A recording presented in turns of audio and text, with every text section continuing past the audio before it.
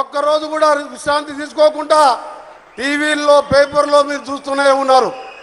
ప్రతి ఒక్క కార్యక్రమాలు రెండవ రోజే సోనియా గాంధీ పుట్టినరోజే మహాలక్ష్మి పథకం ద్వారా ఈరోజు ఆర్టీసీ బస్సులలో ఉచితంగా అక్క చెల్లెళ్ళు ఎక్కడికి వెళ్ళాలన్నా బస్సులు కిరాయి లేకుండా దాదాపు 10,000 కోట్ల చిల్లర దాటిపోయింది. అలా ఖర్చు పెట్టి అక్క చెల్లెళ్ళకు ఉచిత బస్సుతో మొదలు పెట్టుకొని ఇందిరమ్మ ఇల్లు మనం ఎప్పుడో చూసినాం.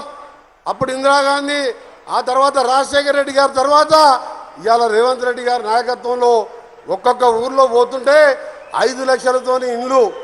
భారతదేశంలో ఏ రాష్ట్రంలో కూడా పేదవారికి ఇల్లు కడితే 5 లక్షలు ఇయ్యరు, కానీ మన రాష్ట్రంలో 5 లక్షలు. ఇంకా ఆయన ఒక 50,000 లక్ష రూపాయలు వేసుకొని బ్రహ్మాండంగా ఊరుకో 40-50 ఇల్లు కట్టుకున్నాం.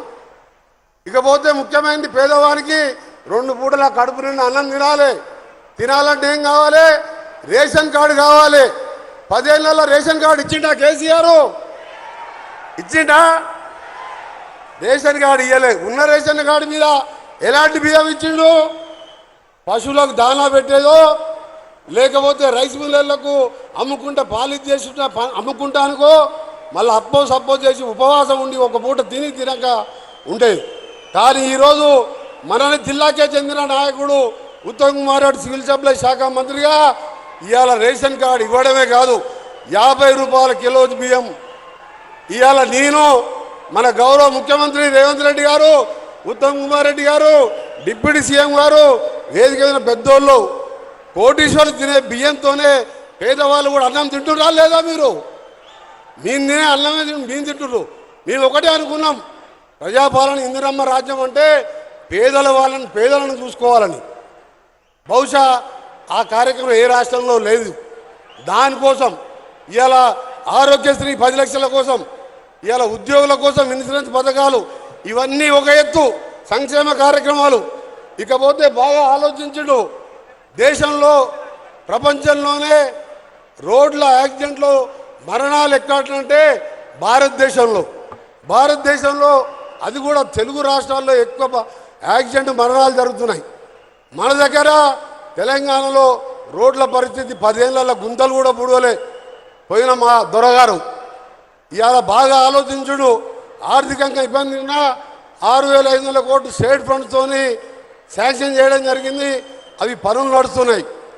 ఇకపోతే ఇంకా అన్ని రోడ్లు కూడా మండల కేంద్రాలకు వెళ్ళి జిల్లా కేంద్రాలకు డబుల్ రోడ్ వేస్తే అక్కడ ఈ రోడ్ అంటే బస్సో కారో స్కూటరో పోతానికి కాదు, అక్కడ కొన్ని పరిశ్రమలు వస్తే స్థానికంగా ఉన్న చదువుకున్న పిల్లలకు అక్కడే ఉద్యోగాలు ఉంటే తల్లిదండ్రులు చూసుకుంటాడు, వ్యవసాయం చూసుకుంటాడు.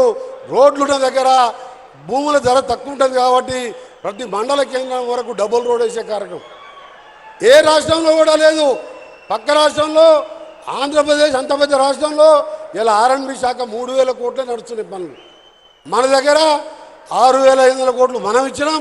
ఇలా హ్యామ్ పథకం ద్వారా మరొక 13,000 కోట్లు మా డిపార్ట్మెంటు, 7,000 కోట్లు మన సీతక్క డిపార్ట్మెంట్తో, ఇంకా కేంద్రం దగ్గర ముఖ్యమంత్రి గారు నేను ఎంపీగా ఉన్న అనుభవంతో పాటు ముఖ్యమంత్రి గారు ప్రతిసారి ఢిల్లీకి వెళ్ళినప్పుడు ఇలా హైదరాబాద్ విజయవాడ 10,400 కోట్లతో టెండర్లు పిలిచే కార్యక్రమం 6 లేన్గా, అలాగే ఇక్కడి నుంచి కనగల్ నుంచి పక్క నుంచే గుర్రంబూడికి వెళ్ళి 3 కిలోమీటర్ల డిపిఆర్ తయారు చేసినాం.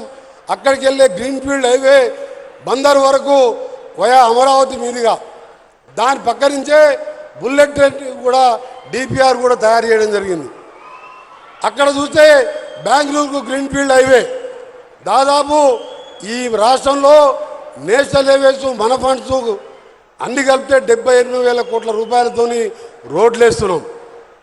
ఈ రోడ్లతో ఇది ఒకటే చెప్తున్నాం, ఇంటికి వెళ్తే క్షేమంగా ఇంటికి రావాలి. ఒక ఆయన ఉద్యోగం పోతాడు, ఒక ఆయన షాప్లకు పోతాడు, ఒక ఆయన ఆఫీస్ పోతుంటాడు. క్షేమంగా రావాలని ఇవాళ ఈ రోడ్ల కార్యక్రమం పెట్టుకున్నాం. ఆల్రెడీ పనులు కూడా మొదలైనాయి. ఒక ఉన్న టీఆర్ఎస్ పార్టీలో ఇద్దరు బావమరుదులు, వాళ్ళకి ఏం పని లేదు, ఏదో దిక్కు పేపర్లో రావాలి. టెండర్లు పిలిచినాం, టెండర్లు పిలిచి అది టెండరే ఓపెన్ చేయలే. ఓపెన్ చేయకముందే ఆ పని నాయకుడు ఏమంటాడంటే ఇందులో స్కామ్ జరిగిందంటాడు. ఏది చేద్దామన్నా కాళ్ళల్లో కట్టబెట్టే విధంగా ఇంత మంచి కార్యక్రమం. ఒక్కటే చెప్తున్నా మిస్టర్, ఇన్నిసార్లు నువ్వు మాట్లాడినావు కదా, నేను ఎప్పుడు ఖండించలే. ఇవాళ చెప్తున్నా, టెండర్ లోపలేనాయి, పబ్లిక్ డొమైన్లో ఉన్నాయి, రేపటికెళ్ళి పనులు నడుస్తున్నాయి. పోయి రేట్లు చూసుకో. నీ మామ అధికారం ఉన్నప్పుడు నువ్వు మీ మంచి ఆర్ఎండ్బి మినిస్టర్గా ఉన్నప్పుడు అప్పటి రేట్లు ఏమున్నాయి, ఇప్పటి రేట్లు ఏమున్నాయి. ఇప్పుడు 15 ఏళ్ళ కాంట్రాక్ట్ మెయింటెనెన్స్ కూడా ఆ కాంట్రాక్ట్ చేయాలి. పచ్చకామర్లోనికి లోకమన్న పచ్చవన్న కనబడ్డట్టు కాళేశ్వరంలో పంపులల్లా దోసుకొని ధరణిలా ప్రతి ఒక్కటి మనం కూడా అట్టే అనుకుంటున్నాడు. కాంగ్రెస్ అంటే ఈ పార్టీ శాశ్వతమైన పార్టీ, పూటకు పేరు మార్చుకునే పార్టీ కాదు. మన టీఆర్ఎస్ ఇవాళ బీఆర్ఎస్, ఎల్లుండి ఏ పార్టీ అంటుంటుంది? హెచ్ఆర్ఎస్ ఉంటుంది. హెచ్ఆర్ఎస్ అంటే హరీష్ రావు రాష్ట్ర సమితి ఉంటుంది. మీకు పార్టీ పేరే, పూటకో పార్టీ మారుతారు. మీకు పార్టీ పేర్లు మార్చుకునే మీరు మమ్మల్ని విమర్శిస్తారా? బిడ్డ, మీరు అనుకుంటున్నారు ఇవాళ మీరు సొరంగం గురించి ఏం మాట్లాడిండు, కేసీఆర్ గారు ఏం మాట్లాడిండు. 14 ఎలక్షన్ల బస్సు యాత్రలో మా బాలునాయక్ గారు ఉన్నారు. 33 కిలోమీటర్లు అయింది, కుర్చీ చేసుకొని ఇక్కడనే కూర్చుంటా, సొరంగంలో నీళ్ళు తెప్పిస్తా, అప్పటి వరకు ఇడికెళ్ళి జరగా అన్నాడు. కూర్చేటికెళ్ళిందో ఒక్కసారి సొరంగం దగ్గరకు వచ్చి చూడడం లేదు. కానీ మన గౌరవ ముఖ్యమంత్రి, గౌరవ పెద్దలు, మా సోదరుడు ఇరిగేషన్ శాఖ మంత్రి, మన జిల్లా వాస్తవుడు నన్ను పిలిచి, నువ్వు ఆ రోజు పట్టుబట్టి పులిచింతలకు 3వ పంటకు నీళ్ళు ఇస్తుంటే నువ్వు అడ్డం పోయినావు. ఈరోజు రాజశేఖర్తో కొట్లాడుకొని తెచ్చుకున్నావు. నువ్వు అమెరికా పోయి ఆ బేరింగ్ తీసుకురా అని నాకు ఎంటబడి పంపించి ఆ బేరింగ్ తీసుకొచ్చినాం, ఫిట్ చేసినాం, స్టార్ట్ చేసినాక ఎవరు కన్ను పడ్డో దుర్మార్గుల కన్ను, అది దురదృష్టవశాత్తు కూలిపోయి 8 మంది ప్రాణాలు పోవడం చాలా బాధాకరం. దానికి నజరు పడ్డది. ఆ నజరు మామూలు నజరు కాదు, ఈ దొంగల నజరు పడ్డది.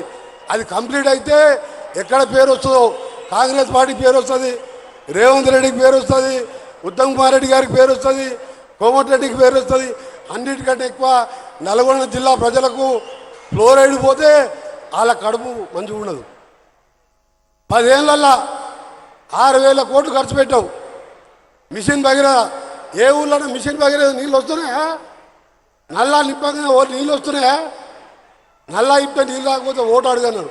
సిగ్గు లేకుండా ఊళ్ళలో తిరుగుతుంది. ఇంకా మీ అందరికీ చెప్తున్నా, 2028 ఆగస్టు నాటికి ప్రపంచంలోనే పొడవైన సొరంగం గౌరవ ముఖ్యమంత్రి గారి చేతుల మీదుగా నీళ్లు పోపించి నల్గొండ జిల్లాలో 4 లక్షల ఎకరాలకు ప్రతి ఎకరానికి సాగునీరు.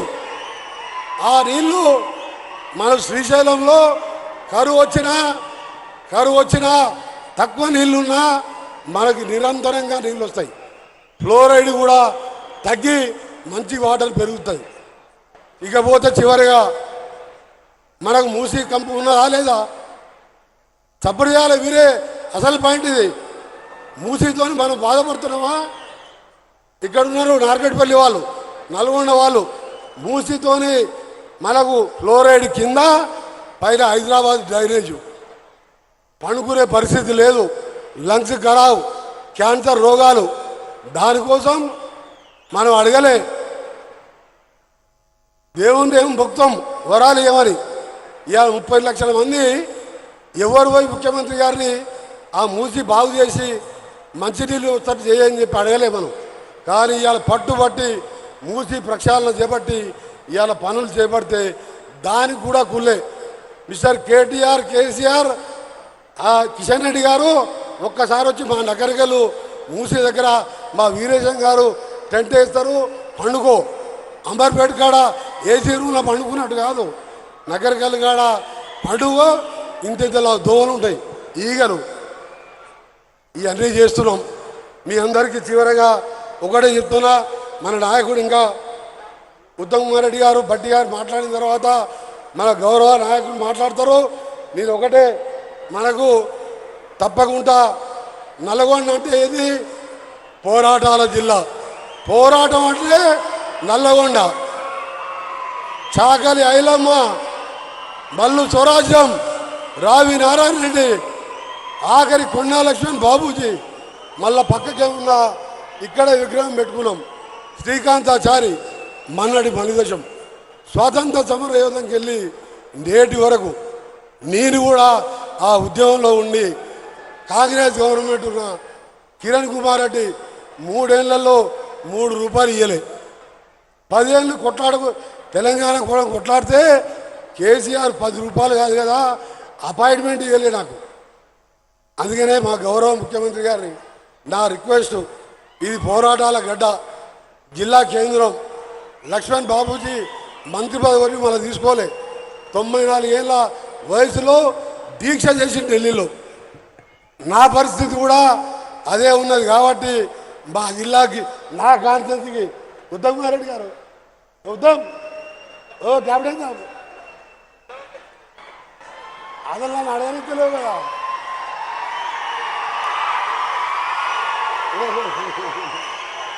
మా ఉత్తమ్ కుమార్ రెడ్డి గారు అసలు నా డిమాండ్ చెబుదామంటాకే మన ముఖ్యమంత్రి గారిని మాటలలో పెట్టిండు. ఏడ శాంక్షన్ చేస్తున్నాడు వెంకరెడ్డి గారి. అందుకనే చెప్తున్నా, మా గౌరవ ముఖ్యమంత్రికి రిక్వెస్ట్, తెలంగాణ ఉద్యమంలో నాకైతే సాటిస్ఫాక్షన్ ఉన్నది, తెలంగాణ వచ్చింది. కానీ నా కాన్స్టిట్యూన్సీ 3 ఏళ్ళు కిరణ్ కుమార్ రెడ్డి కేసులు కూడా పెట్టించి నా మీద నిధులు ఇవ్వలేదు.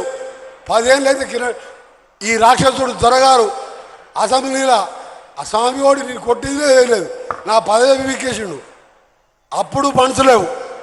ఈ 2 ఏళ్ళకెళ్ళే మీరిచ్చిన నిధులు నీ దాంతోనే ఇలా వేగవంతం చేస్తున్నాం.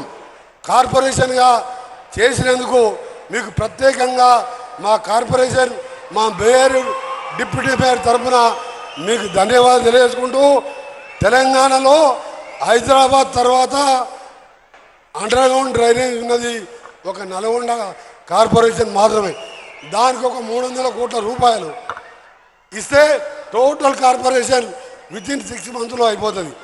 ఒక 20 కోట్లతోని 50,000 జనాభా ఉన్న మా ముస్లిం సోదరీమణులు ఎప్పటికెళ్ళో ఒక షాదీఖానా కావాలంటారు, దాన్ని శాంక్షన్ చేయాలని. నేను ఎక్కువ డిమాండ్ పట్టా, నాకు రాష్ట్ర ఆర్థిక పరిస్థితి తెలుసు. అందుకనే ఇది కంపల్సరీ కాబట్టి మీరు రిక్వెస్ట్ చేస్తూ మా ఉత్తమ్ కుమార్ రెడ్డి గారికి, డిప్యూటీ సీఎం భట్టి గారికి, గౌరవ ముఖ్యమంత్రికి ఏఎంఆర్ కాలువ 40 ఏళ్ళ కింద రామారావు కాలువ తీస్తే చంద్రబాబు నాయుడు గారు దాన్ని మెయిన్ కాలువ తీస్తే డిస్ట్రిబ్యూటర్స్ అని నేను కంప్లీట్ చేసిన. అది 8 మీటర్లు ఉండేది, 16 మీటర్లు అయింది. దానికోసం లైనింగ్ కోసం 450 కోట్లు శాంక్షన్ చేసినందుకు గౌరవ ముఖ్యమంత్రి గారికి, మా నాయకుడు, మా అన్నగారు కెప్టెన్ ఉత్తమ్ కుమార్ రెడ్డి గారికి, ఫైనాన్స్ మినిస్టర్ గారికి కృతజ్ఞతలు. ఇంకొక 500 కోట్లు ఇస్తే టోటల్ లైనింగ్ అయిపోతుంది. సొరంగం కంప్లీట్ చేయండి. చివరిగా పోయినసారి 11 సీట్లు ఎవ్వరు కూడా 50,000 కంటే తక్కువ మెజార్టీ గెలవలే. మా శామ్యులు ఉన్నాడు, మా తుంగతుర్తి శామ్యులన్న టికెట్ల ముందు 15 రోజుల ముందు నా దగ్గరికి వచ్చాడు. సార్ పార్టీలో జాయిన్ అవుతా, నాకు టికెట్ ఏమొద్దు అన్నాడు. నేనన్నా పిసిసి ప్రెసిడెంట్ దగ్గర పోదాం పానా, ఏమవుతుంది సార్ నీ దగ్గరే జాయిన్ అవుతున్నాను. సరే టికెట్ ఇచ్చినాం. ఆయన దగ్గర 50,000 కూడా లేవు, 65,000 మెజార్టీ వచ్చింది. అట్లా 11 సీట్లు, 2 పార్లమెంటు, దక్షిణ భారతదేశంలో మంచి మెజార్టీ. ఎక్కడ రాలే ఈ మెజార్టీ. దీనికి డబల్ మెజార్టీతో సూర్యాపేటను కూడా గెలిపించుకొని 12 2 పార్లమెంటు, రాష్ట్రంలో 100 సీట్లు పైకి వచ్చే బాధ్యత నా వంతుగా పనిచేస్తాము. మీకు ఒకటే రిక్వెస్ట్ చేస్తున్నా, శాంక్షన్ చేయాలని. దయచేసి మీ అందరూ కూడా మరొకసారి మన నాయకుడు మాట్లాడేటప్పుడు పెద్ద ఎత్తున స్వాగతం పలుకుతూ, ఎవ్వరు కూడా నేను ఇక్కడే ఉంటా. మన సీఎం గారిని సెండ్ ఆఫ్ చేసిన తర్వాత మీ అందరిని కలుస్తా. రాత్రి 10 అయినా సరే మీరెవ్వరు కూడా బయటికి వెళ్ళొద్దని కోరుకుంటూ అందరికీ నమస్కారం. ఇప్పుడు కెప్టెన్ ఉత్తమ్ కుమార్ రెడ్డి గారు మాట్లాడుతారు.